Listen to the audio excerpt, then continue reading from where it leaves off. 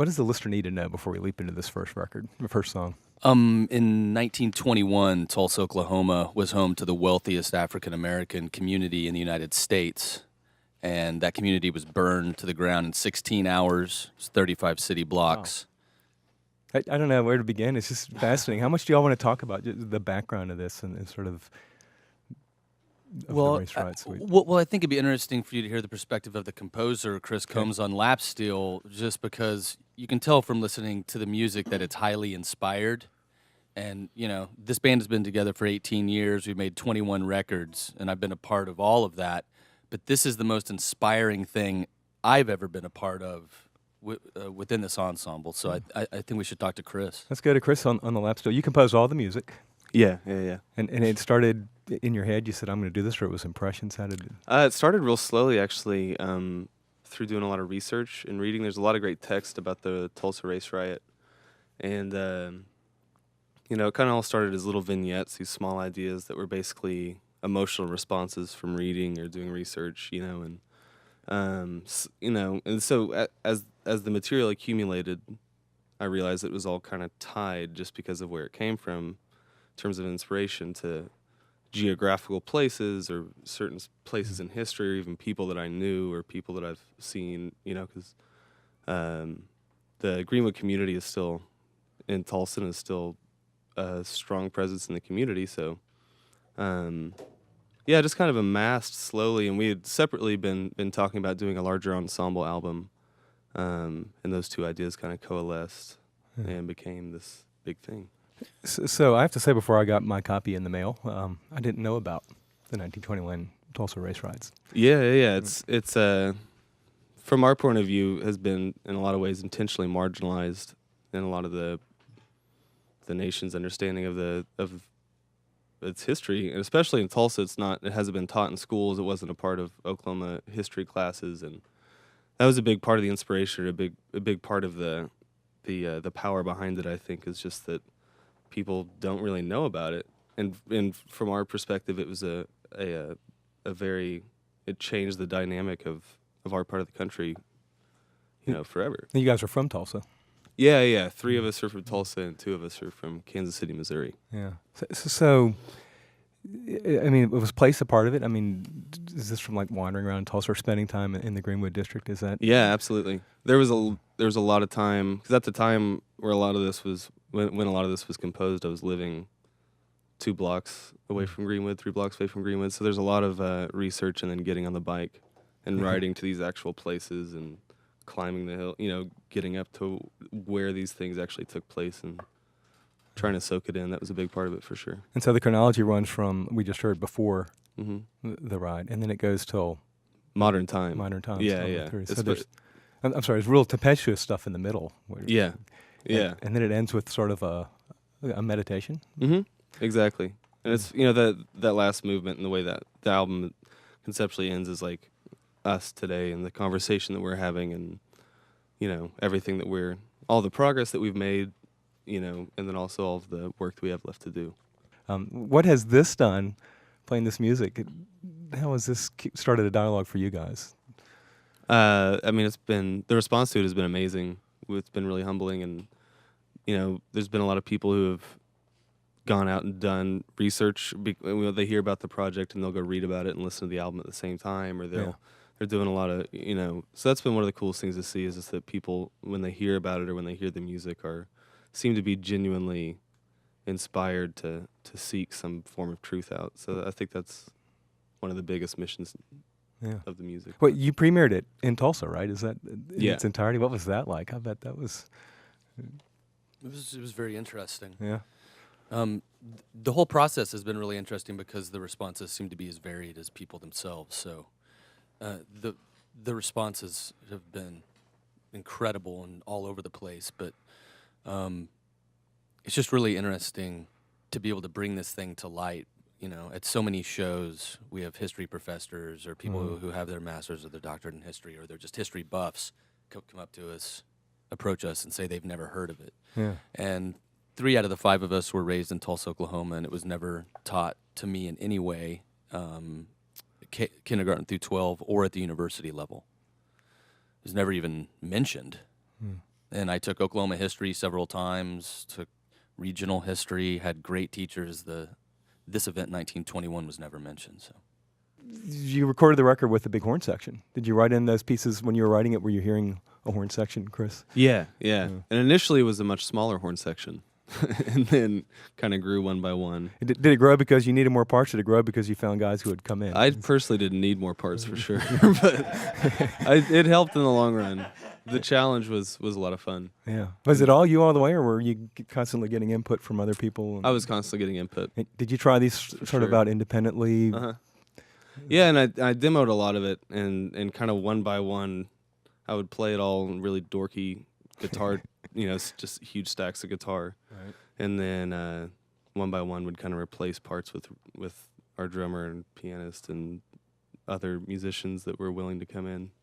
That must be really neat to And- see your music come to life with those parts. Yeah, it was an amazing experience for sure. Hey, talk just a minute. It's sort of unusual. I mean, not that you're a conventional jazz band at all, but the lap steel. Where does that come from?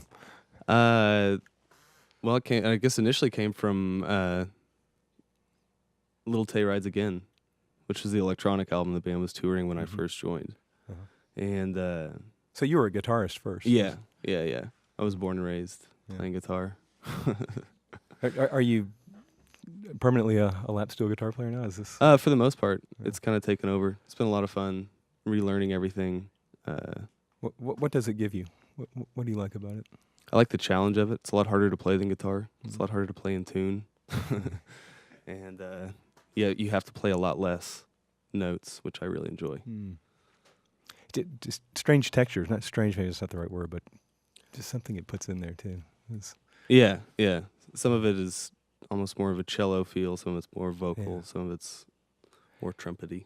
Yeah, it almost has a human voice quality sometimes. Brian, you want to just quickly tell us who's in the band since you're sort of the senior member here? absolutely, we've got Chris Combs over here as the composer of this material, and then he's also on lap steel guitar.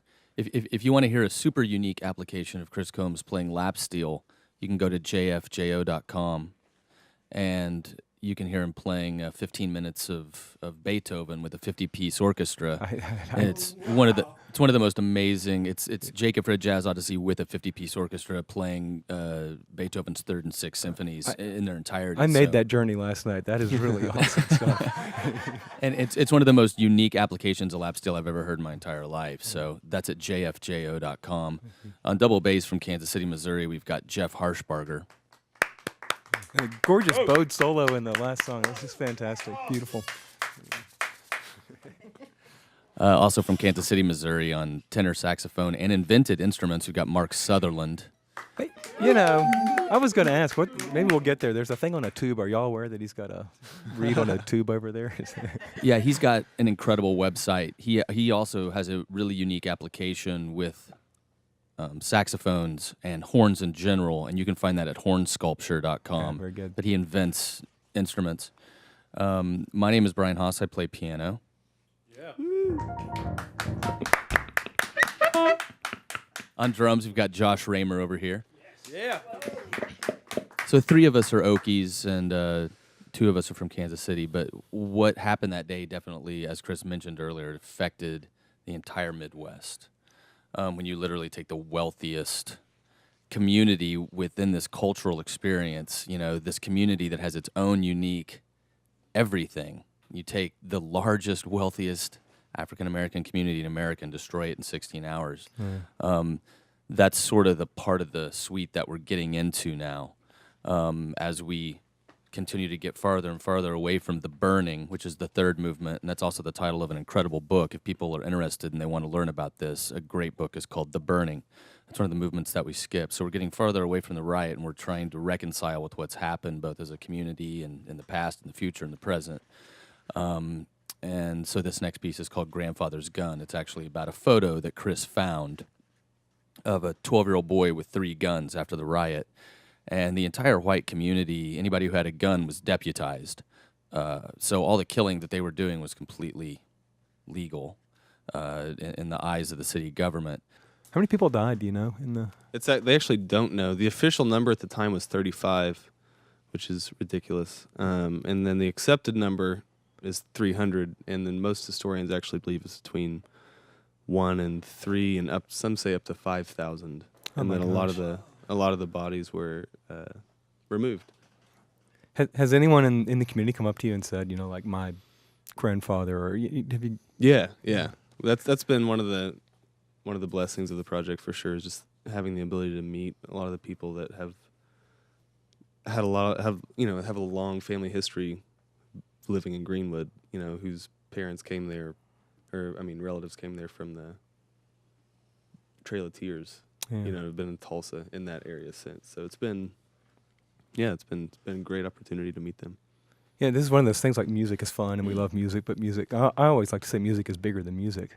But wow, here you are taking that to such a high degree, it seems like. We had an interesting experience in Los Angeles. A gentleman in his early 80s was at the venue and caught our entire show and brought his family and talked to us afterwards. And he's actually inducted already into the Oklahoma Jazz Hall of Fame. He's a drummer who lives in L.A. currently, but he's, he was raised in Tulsa. And his mother and his mother's sister, his aunt, were both in the riot. Yeah. So it was really amazing for him to come out to the show in Los Angeles and hang with us and just be a part of it. And then a few weeks later, he wrote a letter to the editor of the Tulsa World, our hometown newspaper, and just, sort of expressed himself about it in a letter to the editor. And it was absolutely an amazing experience for us as a band, to get to experience or get a taste of other people's experience within this incredible topic. It's such a weird place to be in, but such a beautiful place, and it's just amazing how it continues to unfold, actually. Yeah. Gosh, I was reading some interviews with you all and reading some reviews, and these were names I jotted down that came up a lot as influences with you all. And I love this list. Charles Mingus, Duke Ellington, Radiohead, The Flaming Lips, Tom Waits, John Coltrane, and Beethoven. That's a great list. Some of our best friends. Yeah. Hey, thanks for having all that stuff here today. Absolutely. Jacob Fred Jazz Odyssey playing live here in WNSW Studio B. Our live broadcasts are made possible in part by Lake Lure and the Blue Ridge Foothills. Information, Lake Lure and BlueRidgeFoothills.com. Shows again tomorrow night at Friday night at McGloin Theater in Charlotte, and Saturday night at the Asheville Music Hall. That was awesome, guys. Thank you. Thank you all so much. Thanks for having us. Yeah, absolutely. Come again. Thank you so much. Yeah, and if you want or need more information on the ensemble or just in the Race Riot itself, you can find that at jfjo.com or jacobfred.com. And our website, WNSW.org, there's a link up to that website today as well, if you're out there listening. Make it easy. We're going to go to the music from... Photos on Facebook tomorrow. Photos on Facebook. One more question. I'm sorry. In the song before the last one, Mark, the thing over there with the saxophone reed and the bell, and then like a vacuum tube. What was that? That's just my own version of a hosophone. They've been using it in like loft jazz since the 60s, and that's just my version of it to sort of add a special bit of flavor to grandfather's gun. It did add flavor. It was very nice. Hopefully Dennis will have a photograph of that up too. So, hey, once again, Jacob Fred Jazz Odyssey. Thanks, guys. Thank you. It's Bob Dylan on WNCW.